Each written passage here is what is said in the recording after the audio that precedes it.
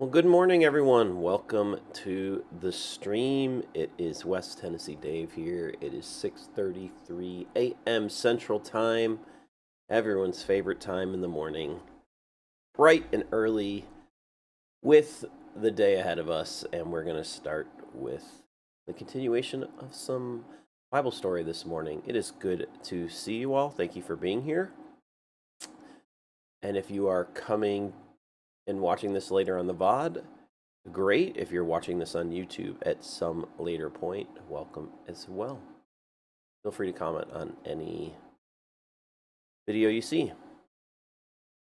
All right, today we are going to be reading Genesis 43 through part of 46. And as just a quick reminder, we're in the story of Joseph. And Joseph is now basically second in charge of all of Egypt. The famine in the land has come as Pharaoh's dreams predicted. And Joseph has gotten Egypt ready for this time frame. So everyone from all over the area comes to Egypt to get food. And Joseph's brothers, who human trafficked him into slavery, have come, and he recognizes them, but they don't recognize him. And he is in the process of what feels like torturing them. But let's see where he's going with the brothers. He sent them on home, and they are scared about what has transpired. But the famine continued to ravage the land of Canaan. When the grain they had brought from Egypt was almost gone, Jacob said to his sons, "Go back and buy us a little more food." But Judah said, "The man was serious when he warned us. You won't see my face again unless your brother is with you. If you send Benjamin with us, we will go down and buy more food. But if you don't let Benjamin go, we won't go either. Remember, the man said, 'You won't see my face again unless your brother is with you.'" "Why were you so cruel to me?" Jacob moaned. "Why did you tell him you had another brother?" "The man kept asking us questions about our family," they replied. "He asked, 'Is your father still alive? Do you have another brother?' So we answered his questions. How could we know he would say, 'Bring your brother down here'?" Judah said to his father, "Send the boy with me, and we will be on our way. Otherwise, we will all die of starvation, and not only we, but you and our little ones. I personally guarantee his safety. You may hold me responsible if I don't bring him back to you. Then let me bear the blame forever. If we hadn't wasted all this time, we could have gone and returned twice by now." So their father Jacob finally said to them, "If it can't be avoided, then at least do this. Pack your bags with the best products of this land. Take them down to the man as gifts: balm, honey, gum, aromatic resin, pistachio nuts, and almonds. Also, take double the money that was put back in your sacks, as it was probably someone's mistake. Then take your brother and go back to the man. May God Almighty give you mercy as you go before the man, so that he will release Simeon and let Benjamin return. But if I must lose my children, so be it." So the men packed Jacob's gifts and doubled the money and headed off with Benjamin. They finally arrived in Egypt and presented themselves to Joseph. When Joseph saw Benjamin with them, he said to the manager of his household, "These men will eat with me this noon. Take them inside the palace, then go slaughter an animal and prepare a big feast." So the man did as Joseph told him and took them into Joseph's palace. The brothers were terrified when they saw that they were being taken into Joseph's house. "It's because of the money someone put in our sacks last time we were here," they said. "He plans to pretend that we stole it, then he will seize us, make us slaves, and take our donkeys." The brothers approached the manager of Joseph's household and spoke to him at the entrance to the palace. "Sir," they said, "we came to Egypt once before to buy food. But as we were returning home, we stopped for the night and opened our sacks. Then we discovered that each man's money, the exact amount paid, was in the top of his sack. Here it is. We have brought it back with us. We also have additional money to buy more food. We have no idea who put our money in our sacks." "Relax. Don't be afraid," the household manager told them. "Your God, the God of your father, must have put this treasure into your sacks. I know I received your payment." Then he released Simeon and brought him out to them. The manager then led the men into Joseph's palace. He gave them water to wash their feet and provided food for their donkeys. They were told they would be eating there, so they prepared the gifts for Joseph's arrival at noon. When Joseph came home, they gave him the gifts they had brought him. They bowed low to the ground before him. After greeting them, he asked, "How is your father, the old man you spoke about? Is he still alive?" "Yes," they replied, "our father, your servant, is alive and well." And they bowed low again. Then Joseph looked at his brother Benjamin, the son of his own mother. "Is this your youngest brother, the one you told me about?" Joseph asked. "May God be gracious to you, my son." Then Joseph hurried from the room because he was overcome with emotion for his brother. He went into his private room where he broke down and wept. After washing his face, he came back out, keeping himself under control. Then he ordered, "Bring out the food." The waiters served Joseph at his own table, and his brothers were served at a separate table. The Egyptians who ate with Joseph sat at their own table, because Egyptians despised Hebrews and refused to eat with them. Joseph told each of his brothers where to sit, and to their amazement he seated them according to age from oldest to youngest. And Joseph filled their plates with food from his own table, giving Benjamin 5 times as much as he gave the others. So they feasted and drank freely with him. When his brothers were ready to leave, Joseph gave these instructions to the palace manager. "Fill each of their sacks with as much grain as they can carry, and put each man's money back into his sack. Then put my personal silver cup at the top of the youngest brother's sack, along with the money for his grain." So the manager did as Joseph instructed him. The brothers were up at dawn and were sent on their journey with their loaded donkeys. But when they had gone only a short distance and were barely out of the city, Joseph said to his palace manager, "Chase after them and stop them. When you catch up with them, ask them, 'Why have you repaid my kindness with such evil? Why have you stolen my master's silver cup, which he uses to predict the future? What a wicked thing you have done.'" When the palace manager caught up with the men, he spoke to them as he had been instructed. "What are you talking about?" the brothers responded.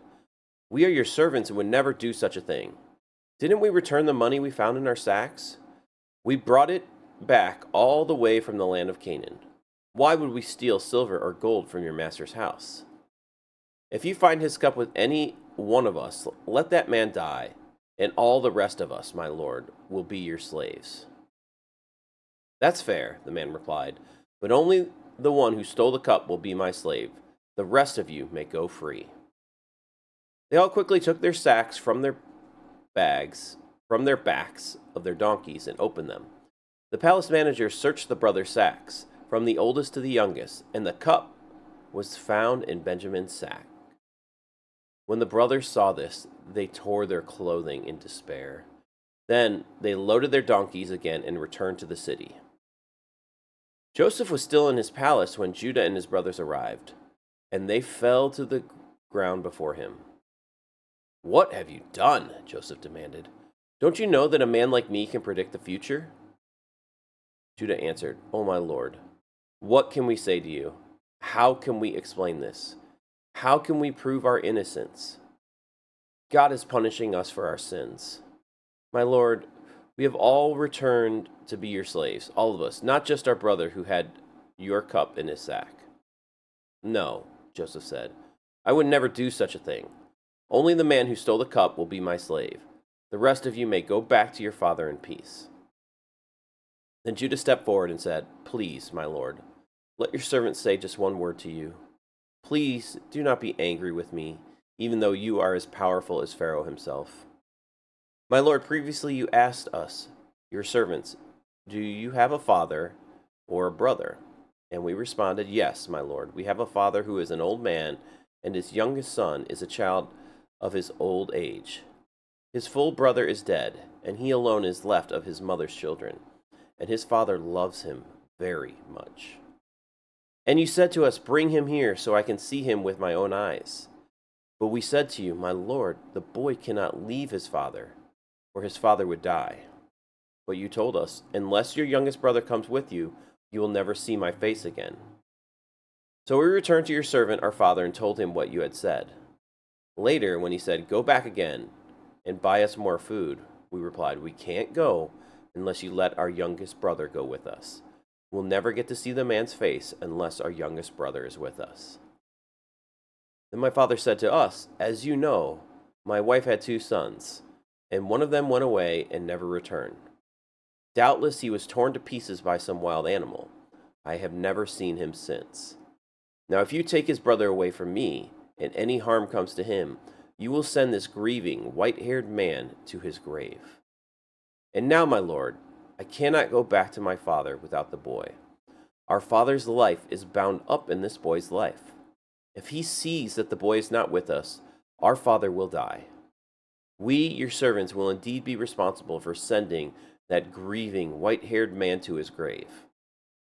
My lord, I guarantee to my father that I would take care of the boy. I told him, if I don't bring him back to you, I will bear the blame forever. So please, my lord, let me stay here as a slave instead of the boy, and let the boy return with his brothers. For how can I return to my father if the boy is not with me? I couldn't bear to see the anguish this would cause my father. Joseph could stand it no longer. There were many people in the room, and he said to his descendants, out, all of you! So he was alone with his brothers when he told them who he was. Then he broke down and wept. He wept so loudly the Egyptians could hear him, and word of it quickly carried to Pharaoh's palace. I am Joseph, he said to his brothers. Is my father still alive? But his brothers were speechless.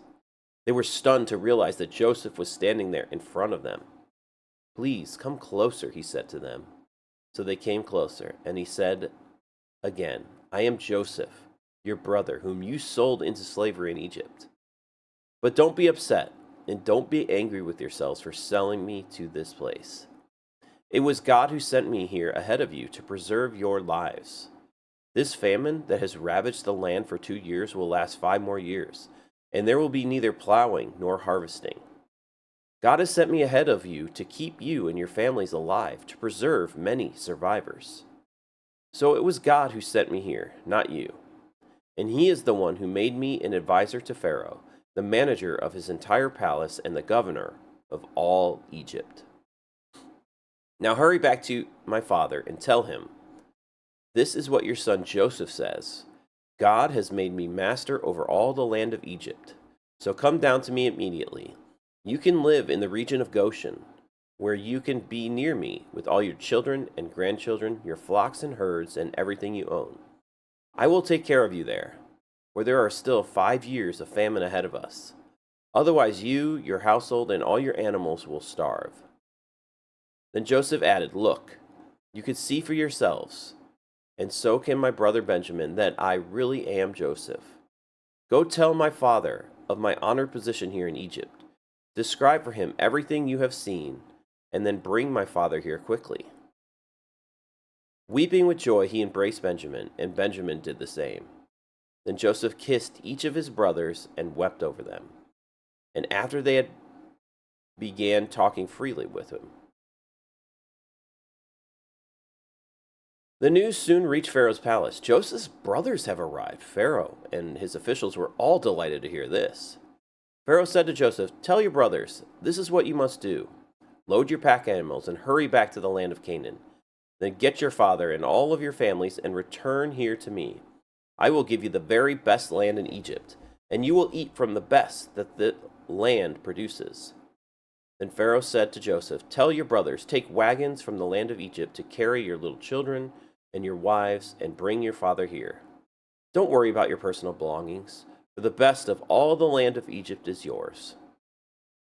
So the sons of Jacob did as they were told. Joseph provided them with wagons, as Pharaoh had commanded, and he gave them supplies for the journey. And he gave each of them new clothes. But to Benjamin he gave 5 changes of clothes, and 300 pieces of silver. He also sent his father 10 male donkeys loaded with the finest products of Egypt, and 10 female donkeys loaded with grain and bread and other supplies he would need on his journey. So Joseph sent his brothers off, and as they left, he called after them, "Don't quarrel about all this along the way."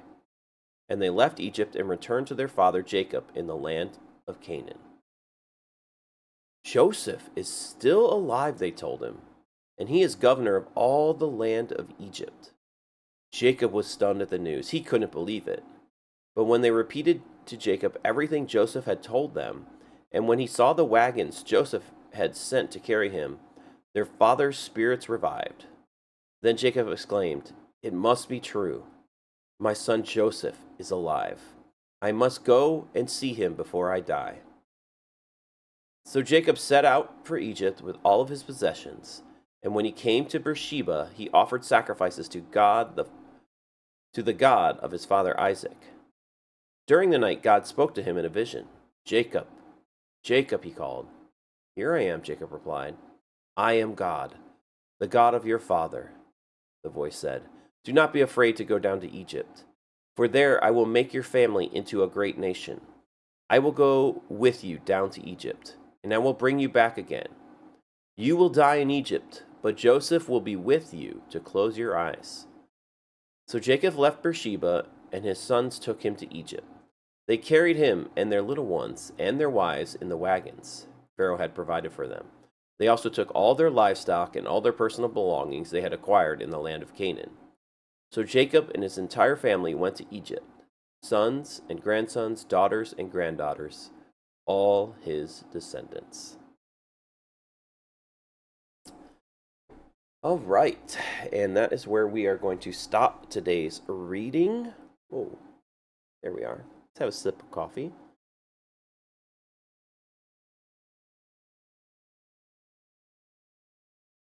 All right, so the story of Joseph here continued from, this is like day 3 of it, and we still have probably one more day, one more journey of Joseph's story, but quite the adventure here today. So the brothers had returned from Egypt the first time after kind of a little bit of a rough setback. They lost one of their brothers, and their instructions were, "You cannot come back unless the youngest brother comes." And they took the man seriously,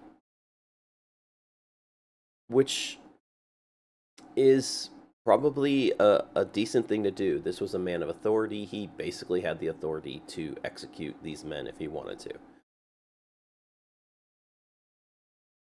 And obviously, at this point, they don't know that this is their brother. And if they did, that might scare them even more because of what they did to him. They go back. Jacob is just so distraught. He is a man that's grieving. And I went through a grief class at my church, and grief is such a unique thing in life. And it sometimes never goes away. It's not something that we're supposed to get over. It's just part of our story going forward. And for Jacob, it hasn't left him. He adored Joseph.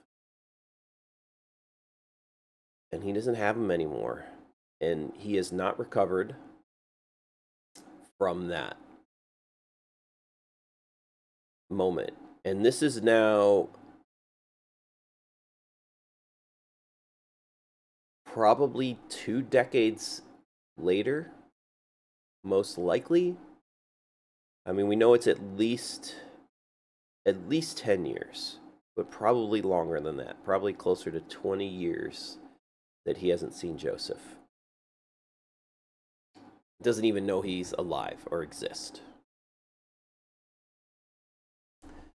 So they go back, and they're still nervous, and I would be so nervous, right? You're going back to this place where you've kind of been called out as a spy, and all this money was in your sack. You have no idea what's about to happen.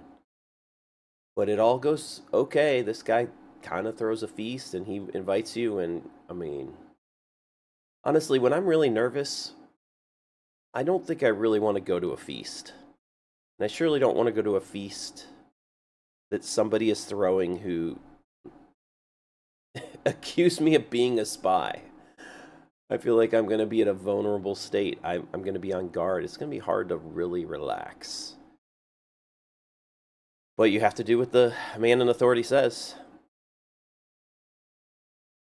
So they do it, and then they head out, and Joseph has set up this final confrontation with his brothers.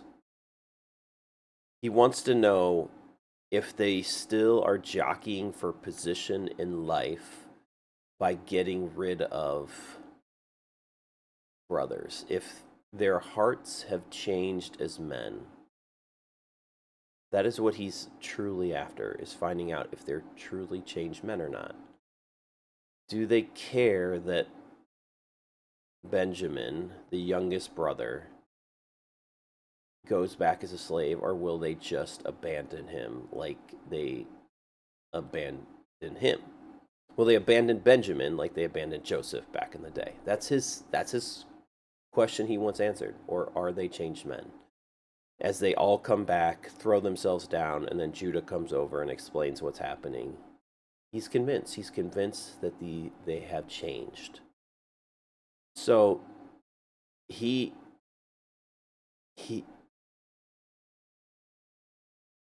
Joseph set it up to find out.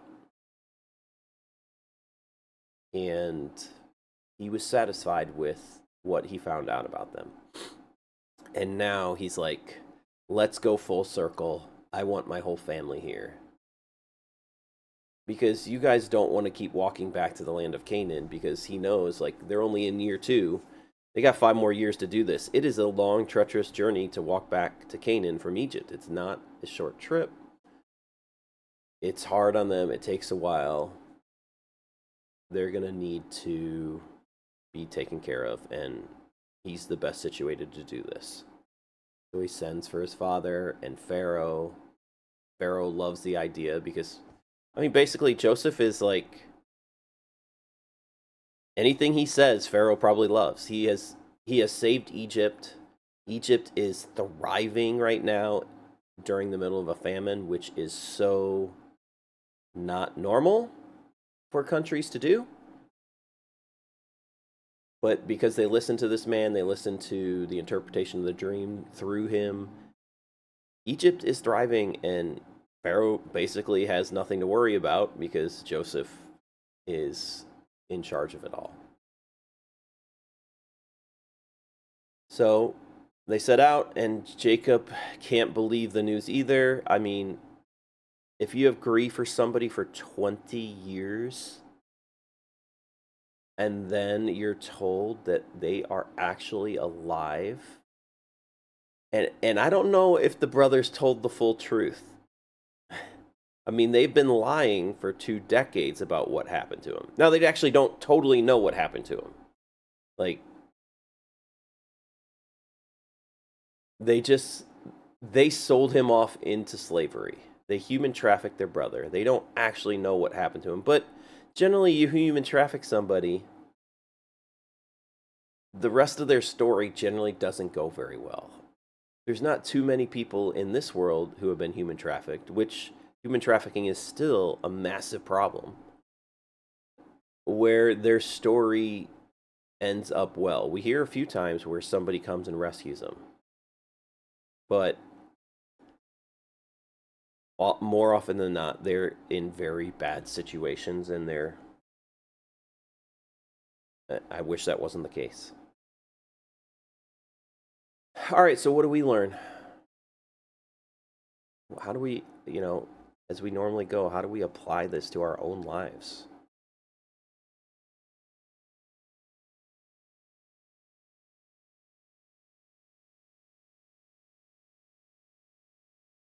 I love that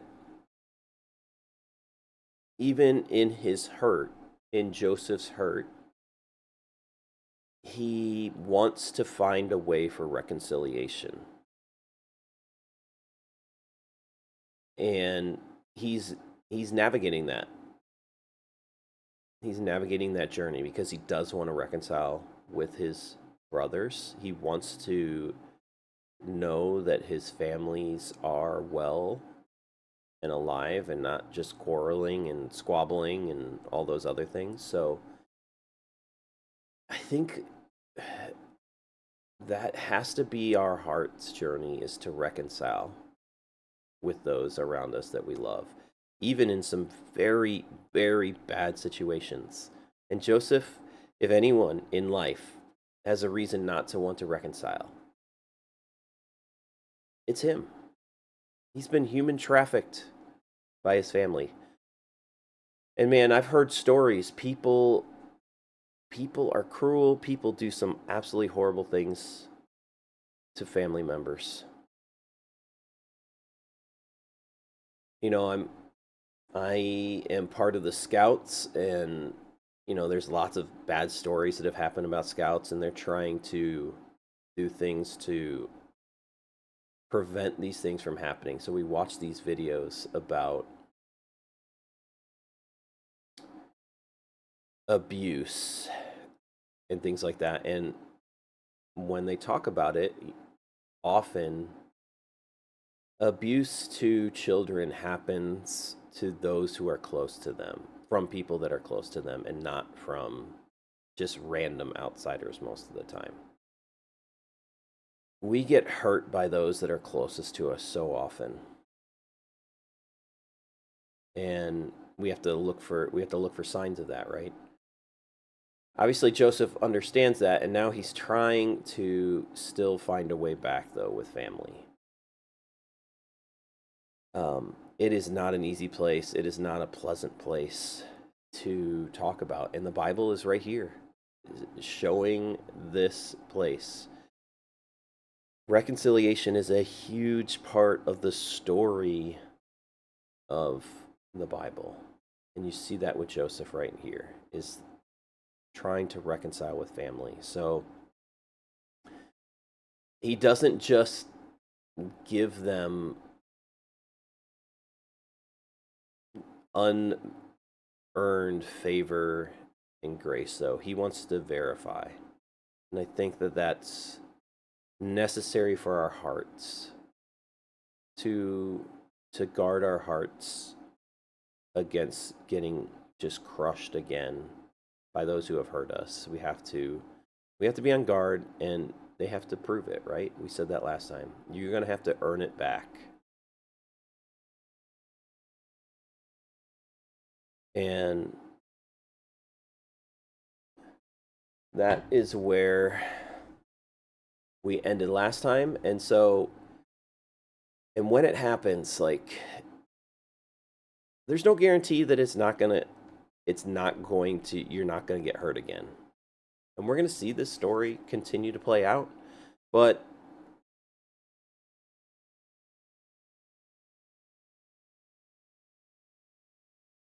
Joseph is the bigger person here. And I don't just mean that because he's got power and authority, but he's taking the higher road for reconciliation. He doesn't have to by any means, but he chooses to. He chooses to. And we get a choice to try to do the same thing. So let us follow in his footsteps. Try to be the bigger person in the hard situations of our lives if we can. I never want you or anyone to go back into a place of abuse or anything like that. I would never recommend that.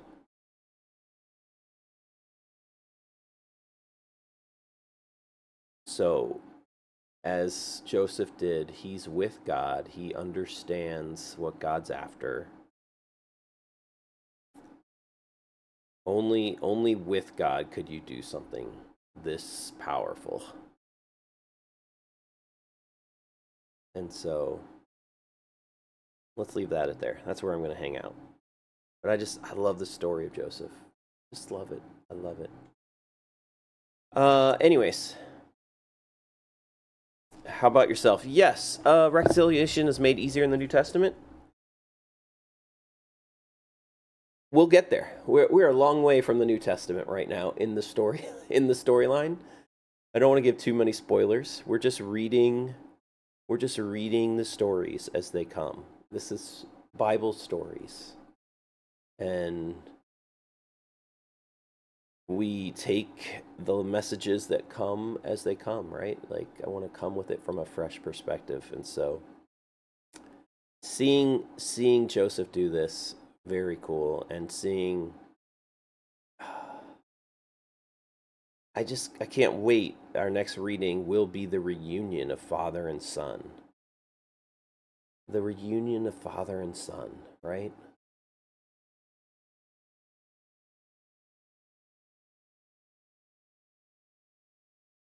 To see our lost loved ones, to see those that we've loved and cared for. And you can just see his heart. Oh, I'm so... He's so grateful to see Benjamin. He's so grateful to see him and that he's well. Like, they haven't treated Benjamin like they treated Joseph. So he kind of sees that in them. And now he's going to get to see his dad. And I mean,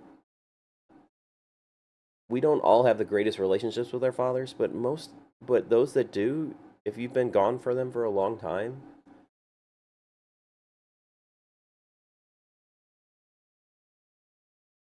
I think you want to see them again.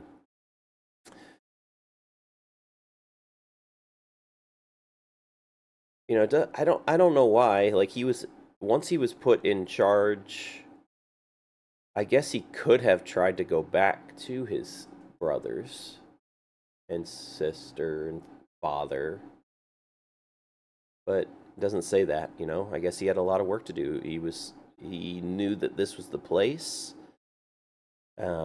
We don't kind of get all of the backstory of life, but I mean, he's been busy taking care of Egypt, and he's in charge of the land, so he's got a lot of responsibilities there. But I'm sure he wanted to go back and see them at some point.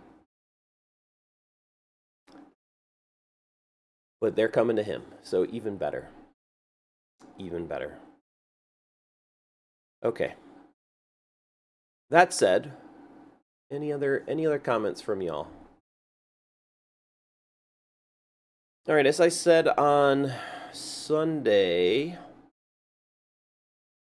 I said that I will not be doing the stream on Thursday.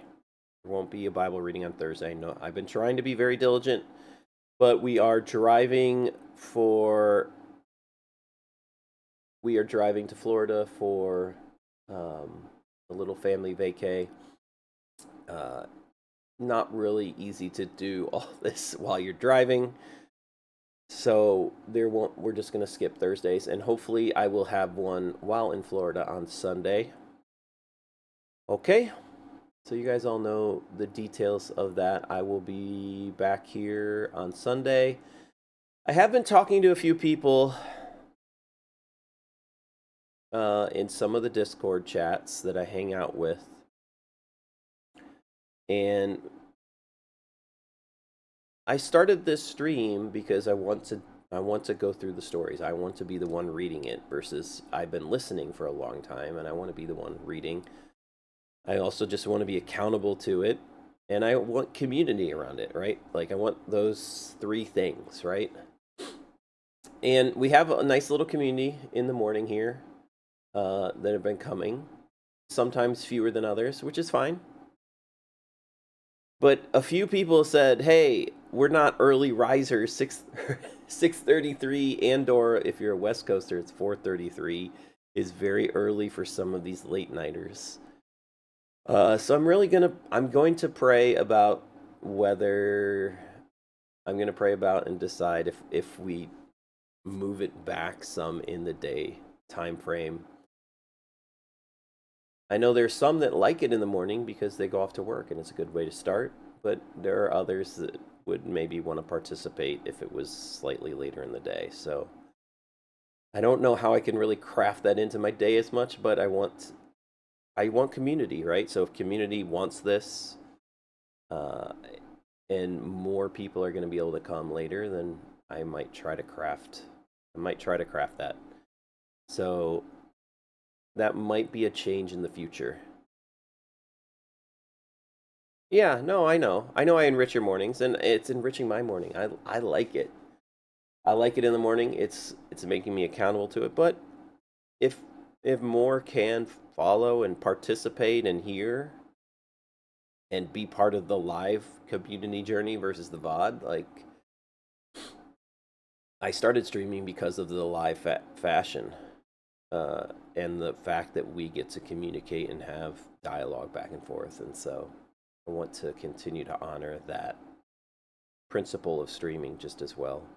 So that might come as a change. It won't be before I get back by any means. So just as a heads up, that might come down the pipeline. So I will for sure let you guys know when that happens, but I am thinking about it. So, all right. Thank you. Thank you for your comments. Thank you for being here. Thank you for listening. Great to see you. Thanks for being here. As always, have a great day. I will be back with you guys for the next part of the story. Hopefully on Sunday. For sure a week from today if we don't get a Sunday one in. So there is no right or wrong way. Hey, I'm like, you know, you're putting the chicky nuggy emotes out there, okay? The Mandalorian says, this is the way. You have to have, this is the way. The reading scripture, this is the way. Speaking the names right, this is the way. This is what a Mandalorian does. Thank you guys for being here. I appreciate it. I will see you all soon. Thanks for hanging. See you later.